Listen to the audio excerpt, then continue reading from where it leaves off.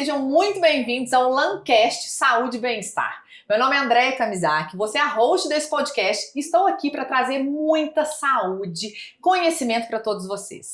Esse episódio está sendo gravado no 6º Congresso Lantana e eu estou com convidados incríveis. A minha convidada aqui hoje, gente, vocês vão ver uma pessoa, além de maravilhosa, com conhecimento fantástico, eu estou tendo momentos muito agradáveis ao lado dela, vocês vão conhecer. E ela, que não começou aí a sua carreira, aqui nós estamos num congresso falando de nutrição para médicos, nutricionistas, né? Mas ela começou como administradora, mas depois que ela colocou o pezinho na nutrição, esse bichinho picou e ela não saiu mais. E ela tem um conhecimento fantástico, né? É especialista em comportamento alimentar e vai trazer muito conteúdo, muito conhecimento para todos vocês aqui sobre um tema extremamente relevante. Hoje nós vamos falar sobre saúde mental e minha convidada é a doutora Roberta Carbonari. Seja muito bem-vinda ao Lancast Saúde e Bem-Estar. Um prazer enorme estar aqui falando de um tema que eu gosto tanto e de tanta importância. E aproveitar para convidar todos que estão nos ouvindo para vir nos próximos 37 congressos que você fizer. Porque a gente está aqui no congresso, né, fazendo esse podcast hoje. Eu acabei de palestrar sobre esse tema. E realmente é um congresso maravilhoso. Você está de parabéns pelo seu trabalho e por como você recebe, né, a todos nós aqui. Ai, que bom, é muito bom, né? Quando a gente faz o que a gente gosta, né? Eu acho que aí fica tudo mais fácil, né? Sim. E eu falo muito que quando a gente tem um propósito claro, né? Acho que desde a gente já conversou um pouquinho aqui antes, né? Mas sempre foi querer transformar a vida das pessoas, né? E hoje a gente consegue fazer aqui, promovendo conhecimento no congresso, né? No Grupo Lantana como um todo, com saúde e bem-estar, ou seja... E agora, com o Lancast Saúde e Bem-Estar, que nós estamos estreando com você, minha primeira convidada maravilhosa. Um prazer, uma honra. E a gente tá com essa proposta de levar realmente saúde através do conhecimento, né? E o tema da sua palestra, que foi extremamente relevante, as pessoas já comentaram muito, você trouxe muita ciência, né, para todos os profissionais da área de saúde, mas a gente queria falar um pouquinho realmente desse momento, né? Saúde mental, transtornos psiquiátricos, né? Perfeito. Que momento nós estamos, doutora Roberta? Isso está... né, está ampliando, né, isso para a população? Quais as consequências? Vamos começar falando um pouquinho para conscientizar os nossos ouvintes aí sobre a importância do tema. É preocupante o que a gente tem observado, né, quando a gente olha os índices de transtornos psiquiátricos. Isso porque a gente teve um impacto muito significativo recentemente, né, por uma fase de pandemia, uma fase de confinamento, a gente pode dizer, né, não só de isolamento, mas o que observa-se já de longa data, né? Se a gente avaliar os dados que tínhamos em 1990 para os dados que nós temos em 2018, 2019, mesmo pré-pandemia, a gente observa um crescimento muito significativo do número de pacientes, de indivíduos, na verdade, apresentando um diagnóstico clínico de um transtorno psiquiátrico. E um dos estudos que nos orienta nesse sentido é um estudo chamado Global Burden of Disease. E ele é feito com diversos pesquisadores em praticamente todos os países do mundo. E esse levantamento das doenças, da carga de doença mundial é feita por pesquisadores para avaliar-se, então, o quanto estas doenças impactam em anos de vida vividos com incapacidade, né, com perda de função e de capacidade por conta da doença, e de anos perdidos por conta da doença. E antigamente, quando a gente olhava o cenário desse estudo, a gente observava, por exemplo, hipertensão arterial sistêmica, hiperglicemia. A gente observava estas doenças como as doenças de maior carga global. Tá? Perfeito. Ainda o próprio tabagismo, outras questões relacionadas, né, à poluição do ar, até muito antigamente a gente observava o baixo peso ao nascer, questões que não são mais problemas hoje, né? Mas o que a gente avalia e observa hoje é que os transtornos psiquiátricos, especialmente transtorno depressivo maior, né, a depressão, e transtorno de ansiedade generalizada, eles vêm subindo no ranking dessas doenças, né? Da carga de doenças e da carga de anos vividos e perdidos por conta da doença. Então, quando a gente observa adolescentes, a gente tem dados nesse estudo que nos mostram que 1 a cada 7 adolescentes apresentam um transtorno psiquiátrico. Muito significativo. É muito significativo. Nossa, muito. E a gente tem aí o transtorno depressivo maior com uma segunda carga, né, de doença, quando a gente avalia anos vividos com incapacidade. Uma das maiores causas de afastamento profissional no Brasil, né, a segunda maior causa de afastamento profissional no Brasil, está associada a questões psiquiátricas. Então, a gente tem observado que existe um declínio de saúde mental da população. E como nutricionista, né, a minha curiosidade e pesquisa é: o que será que a alimentação tem a ver com isso? Ou será que a alimentação interfere nisso também? De alguma forma. A gente sabe que transtorno psiquiátrico é multifatorial, tá? Até o tratamento é multiprofissional. Mas dentre os fatores relacionados a declínio de saúde mental, nós temos alguns mecanismos importantes que chamam a atenção dos pesquisadores e que têm sido vastamente estudados. O estresse oxidativo, a microbiota intestinal, a inflamação sistêmica de baixo grau, a neuroplasticidade e a epigenética. Quando a gente fala desses mecanismos, tentando trazer em termos simples, né, para que todos possam nos compreender, quando a gente fala de intestino, quando a gente fala de neurotransmissão, quando a gente fala de inflamação sistêmica, de estados inflamados do corpo, todas as questões, todos esses mecanismos associados a declínio ou melhoria de saúde mental perpassam a alimentação. Sem dúvida. Né? Então não tem como a alimentação não participar de alguma forma desse quadro. Então eu fiquei muito feliz em poder trazer esse tema para nutricionistas, né? Porque a primeira coisa e eu sempre falo muito da suplementação, mas sempre aponto também a necessidade que a gente tem de levar as pessoas a importância, a consciência de que a alimentação ela não é algo que a gente faz só rotineiramente para ficar de pé ao longo do dia e enfrentar a rotina. Né? Ela influencia diretamente em cognição, ela influencia diretamente em saúde mental. E a gente tem invadido aí no nosso mundo de hoje uma alimentação que não nos ajuda. A gente, como nutricionista, costuma falar, basta fazer o básico, coma frutas, verduras e legumes. Mas a gente entra hoje num hospital e se a gente for na cafeteria do hospital, né? Tentar pedir uma maçã com castanha, não tem. A gente entra em hospitais e a gente encontra uma máquina de alimentos ultraprocessados, né? De balinhas, docinhos e biscoitinhos. Totalmente incoerente, né? Exatamente. Então, não é mais natural essa alimentação. Deveria ser a alimentação natural, né? Mas ela só é alimentação in natura mesmo. Porque naturalmente o que a gente tem visto é uma alimentação muito mais rica em ultraprocessados e com uma ausência muito grande de frutas, verduras e legumes, né? Uma curiosidade, palestrando agora, vocês que estão nos ouvindo aqui não estavam lá, mas eu perguntei quem aqui come peixes de 2 a 3 vezes por semana. E nós estávamos falando com profissionais de saúde. E 3 levantaram a mão. Sério? 3. Porque não é comum no Brasil as pessoas comerem peixe de 2 a 3 vezes por semana, a não ser em regiões em que peixe fresco é muito acessado. Né? Mas numa região metropolitana, por exemplo, se você perguntar isso em São Paulo, é capaz de ninguém levantar a mão, né? Comer de 2 a 3 vezes por semana. E a gente sabe ali de nutrientes importantíssimos presentes. O ômega 3, por exemplo? Exatamente, faz parte, né? Ele é componente do cérebro. Com certeza. E se eu não comer, eu não tenho. Ele é considerado um macronutriente essencial. Por quê? O que é macronutriente essencial? Né? A gente está falando de proteína. Macronutriente é proteína, gorduras e carboidratos. Né? Lipídios, proteínas e carboidratos. É essencial quando eu não produzo. Para que eu possa acessar, eu tenho que consumir.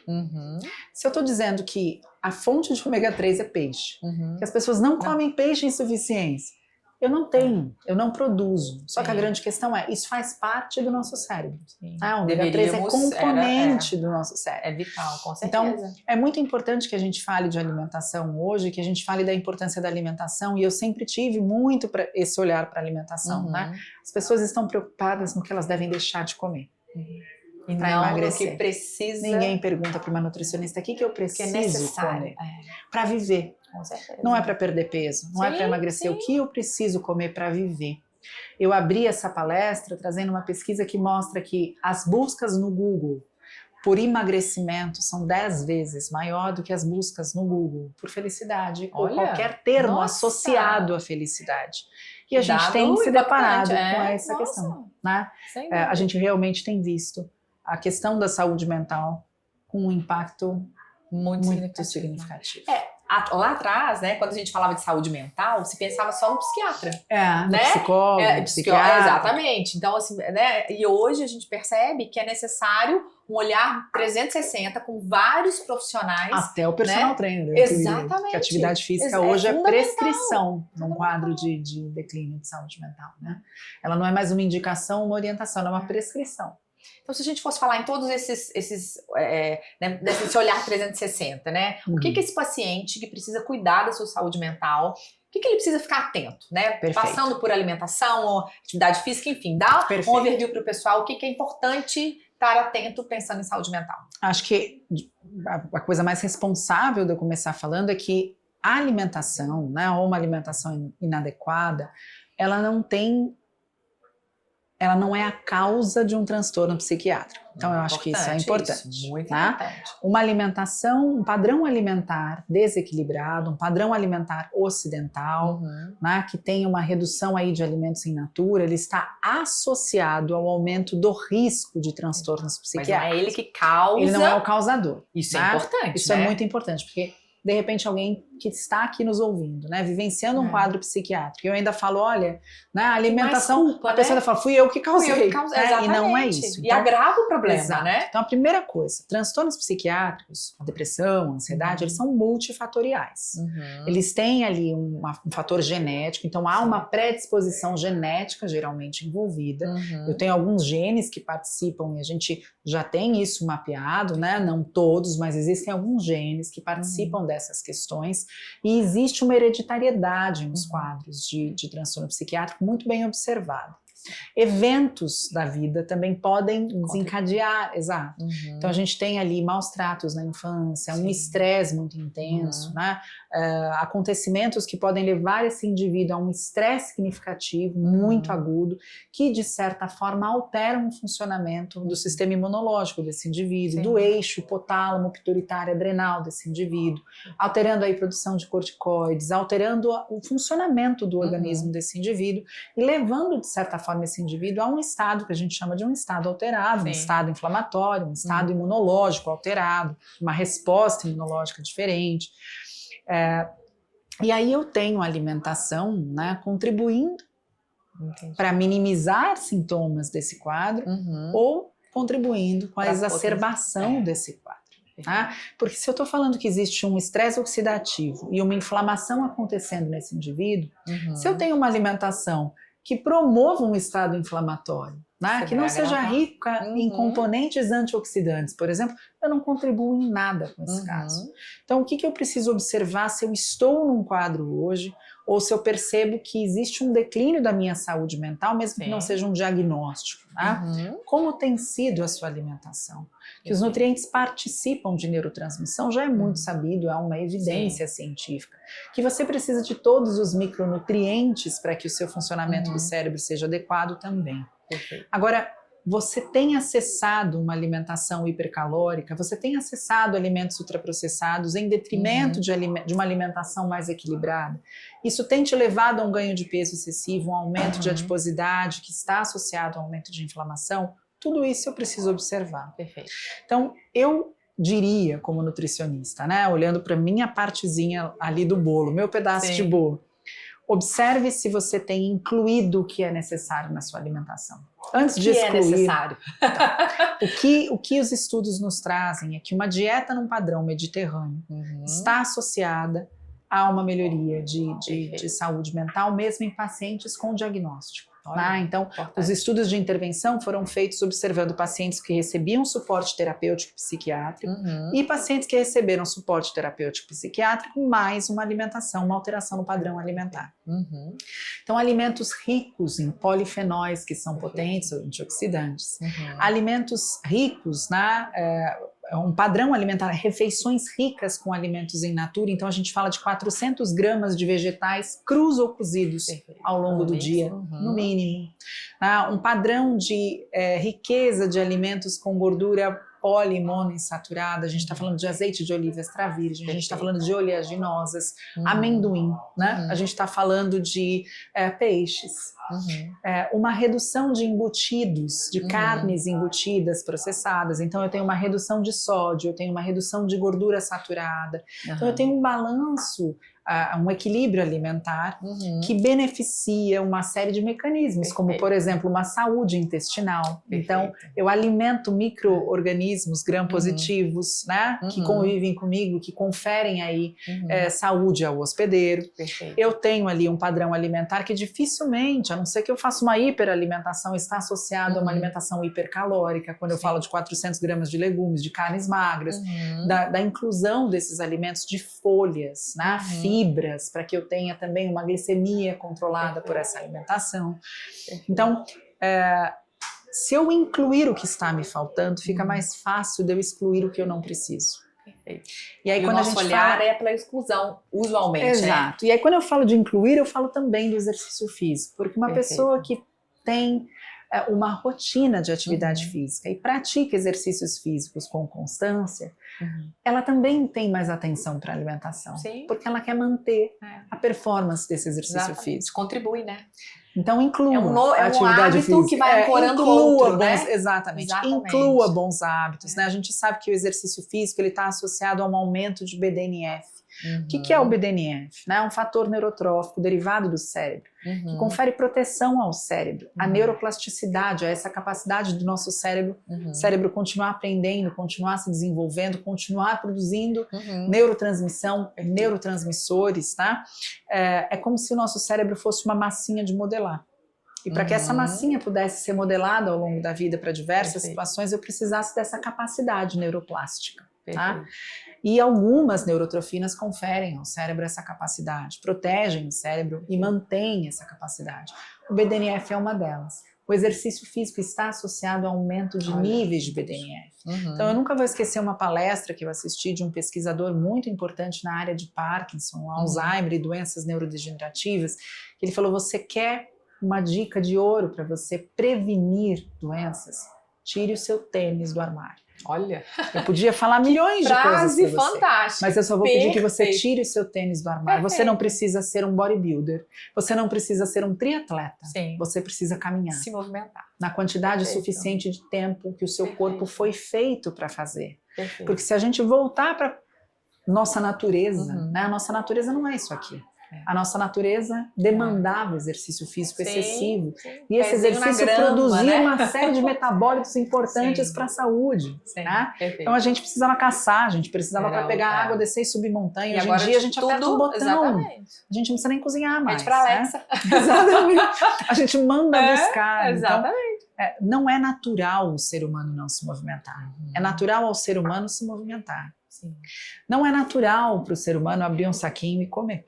É natural para o ser humano pegar da terra, né? E ter em abundância o que estava no chão, o que estava na árvore, e caçar e dividir a carne, né?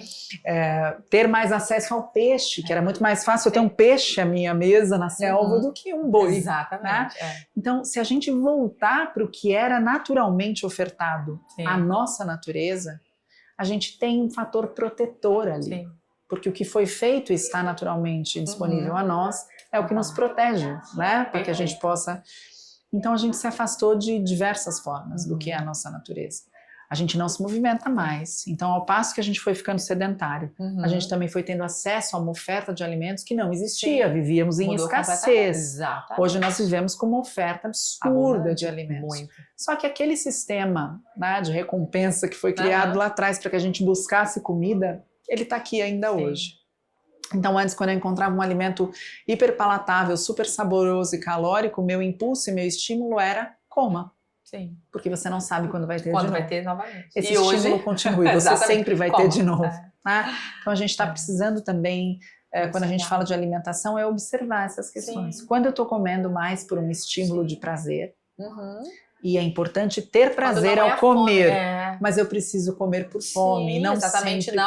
não pode ser uma fome emocional, né, que as pessoas falam, Não né? pode ser vontade, sabe? Você sim. não vai poder na vida Sim. atender a todas as suas vontades quando a Sim. gente fala de equilíbrio alimentar. Sim. É claro que você pode acessar coisas que você gosta, você deve sentir prazer ao comer. Sim. A gente não está falando de proibições aqui, Sim. a gente está falando de equilíbrio. Equilíbrio. Nossa, né? essa é pra mim Porque a questão chave de da tudo saúde isso, mental né? é o equilíbrio. Exatamente. E a coisa mais difícil é o equilíbrio, na verdade. Muito. Né?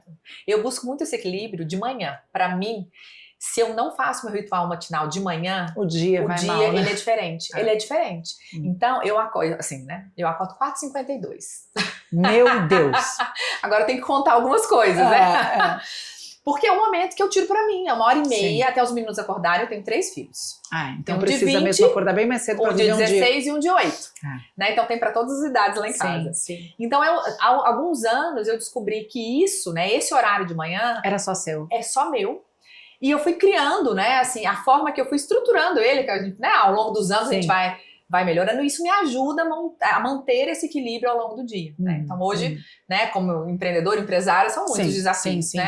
São 100 pessoas no meu time hoje que eu preciso guiar, liderar. Então vão ter aí 100 saúde mental. Haja saúde mental. Claro. Né? Então haja congresso aqui para poder fazer. Sim. E se eu não faço isso, parece que o dia... Então assim, essa ancoragem de hábitos, né? Então tem esse primeiro que você falou, né? O exercício físico, ele leva a pessoa já automaticamente a buscar uma alimentação mais saudável. Exato. Então esse ritual matinal, né? Começando pela oração, né? Algo que eu acho que me guia muito. Então ter esse momento, né? A reflexão. A meditação. Meditação, eu medito 10 minutinhos por dia. Pouca coisa, mas para que traga esse estado de presença. Né? Gosto muito de tomar um banho gelado, eu termino ele não, banho gelado não vai ter como, hein, gente? No meu caso não vai ter como, vou deixar claro aqui. Olha, mas pra mim funciona muito bem, né? Tem muitos benefícios. E eu acho que é importante cada um encontrar aquilo o seu jeito. Que te faz bem, né? Que te deixa num estado de humor alterado logo Talvez pela manhã. Talvez um banho gelado pra você pra mim me deixaria num mau humor, eu acho. Não, pra mim faz muito sentido. E outra, né, assim, por exemplo, gratidão, né? Esse olhar, né? Você falou muito assim, a gente precisa olhar a vida de uma forma diferente, né? Então eu acredito que também contribua a forma que a gente enxerga o mundo, né? Pra né, um caminho ou não para um tipo de transtorno. Sabe, né? André, tem 2 questões que eu acho importante. Eu acho que sim, existem pessoas que têm uma postura mais pessimista, né, diante da vida, e elas estão mais suscetíveis a um quadro. Mas a grande questão é que muitas vezes, quando a gente se depara com um diagnóstico de transtorno depressivo maior ou ainda um transtorno de ansiedade generalizada, a gente observa que são mais fatores, que não necessariamente a forma que elas enxergam. Né? Porque a gente vê, por exemplo, o indivíduo querendo não estar se sentindo daquela forma, não pensar com relação a... Sabe, eu queria agradecer, eu queria, mas eu não consigo levantar da minha cama. Né? Quando a gente fala de um diagnóstico, é muito difícil você pedir para uma pessoa no quadro clínico que ela tenha essa visão. E aí, mas eu acho muito importante o que você falou, porque a gente falou muito de prevenção, né? E tudo que você falou está muito associado à prevenção. A ter um dia que te conduza a bons hábitos, para eliminar todos os fatores que estão associados que podem te levar a esse quadro. Perfeito. Mas quando você está nesse quadro, eu acho que cabe a gente também trazer uma questão importante. Procure ajuda médica. Perfeito. Se você já tem uma patologia, você precisa de um médico. Sem dúvida. E muitas vezes você pode precisar de uma medicação. Não tenha preconceito na busca de um psiquiatra. Não estigmatize a questão psiquiátrica. O cérebro é um órgão, assim como o estômago, o intestino. Se ele precisar de uma medicação para tirar você de um quadro agudo, para que você possa enxergar o mundo assim, e portanto implementar novos hábitos, faça. Né? Mas precisa desse suporte, né? Você quando precisa já está nesse momento, exato, você precisa buscar ajuda médica, porque nem só ritual, nenhum exatamente. Ritual vai poder atuar de forma significativa.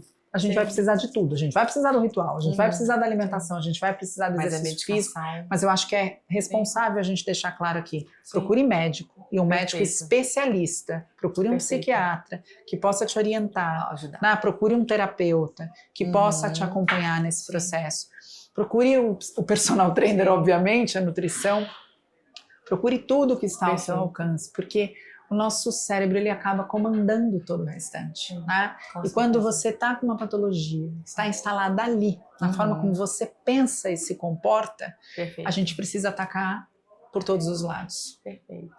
E falando, além da medicação, né, você falou um pouquinho na palestra sobre os suplementos. Sim, suplementação, né? Muita evidência científica sobre suplementos que podem contribuir. Fala um pouquinho sobre isso, doutora Roberta. Vamos falar sobre suplementação, né? Eu acho que a gente falou no começo aqui do podcast do ômega, então, quando a psiquiatria nutricional, que é esse campo de pesquisa na área da comunicação entre nutrientes, né? e questões de transtornos mentais surgiu, o ômega 3 foi uma estrela assim, nos primeiros estudos. Né? Os primeiros estudos, e aí a pesquisadora que é diretora do Food and Mood Center da Austrália, a Felice Jaca, os primeiros estudos dela avaliaram, por exemplo, a suplementação de ômega 3 na gestação e a redução do risco de transtorno depressivo pós-parto, né, do transtorno da depressão pós-parto. E aí, obviamente, os cientistas voltaram os olhares ao ômega 3 para entender qual seria a participação desse suplemento, desse macronutriente. E mais pesquisas começaram a acontecer e observou-se realmente, hoje a gente tem bastante evidência científica para a suplementação de ômega 3, tanto na depressão quanto na ansiedade, em porções diferentes, quando a gente fala de EPA e DHA. A gente tem a N-acetilcisteína sendo muito estudada, né? A N-adenosilmetionina sendo estudada em quadros de depressão maior.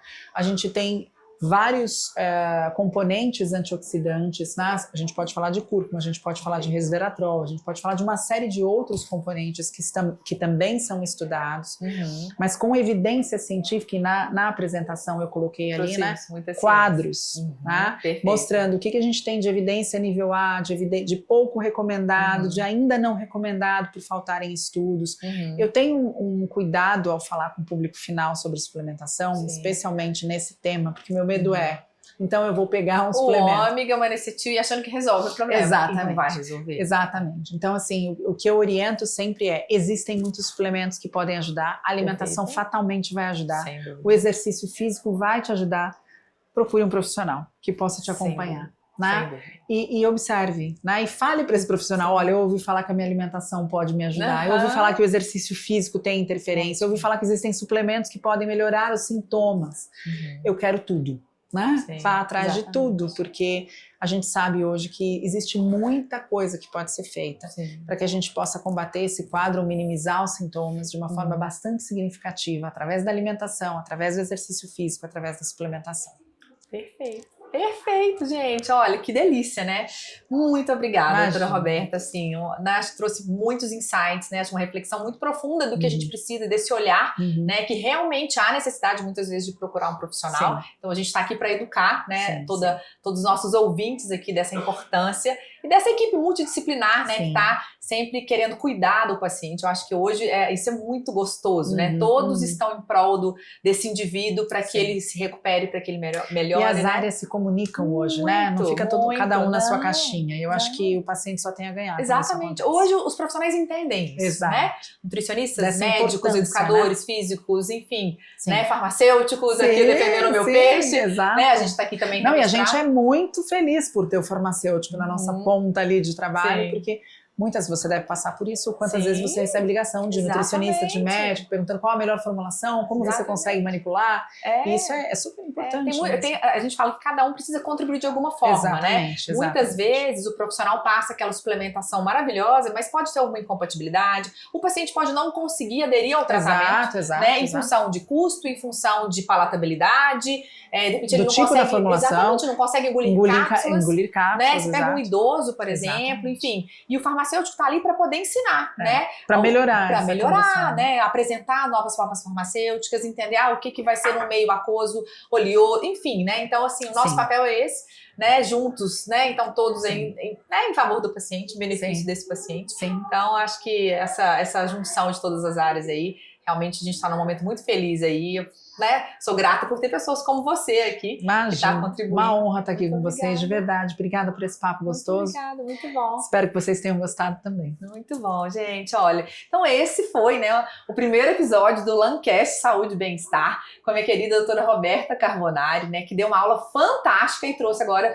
uma reflexão muito importante para todos vocês, né? Então fiquem conosco todas as semanas, nós teremos novos episódios aí com profissionais da área de saúde que vão trazer muito conhecimento, né, e agregar na sua saúde, na beleza e no bem-estar. Até a próxima semana.